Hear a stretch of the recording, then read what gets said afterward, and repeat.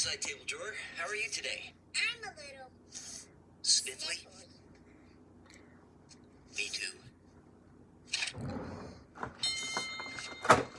You know, I really think I'm gonna need your help today to figure out what Blue thinks I need to feel better. Will you help me? You will? Great. Okay, so to play Blue's Clues, we gotta find paw print! paw print, right, because that's the first. Clue! Yeah, then we put it in our notebook.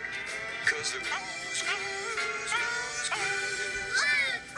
We gotta find another paw print. That's the second clue. We put it in our notebook because they're who's clues? Who's clues? We gotta find the last paw print. That's the third clue. We put it in our notebook because they're clues.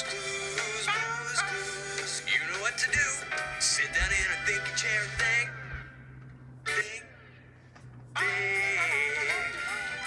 Because when we use our minds, take a step at a time, we can do anything that we wanna do. Okay. Did I just see Blue? Well, where did she go?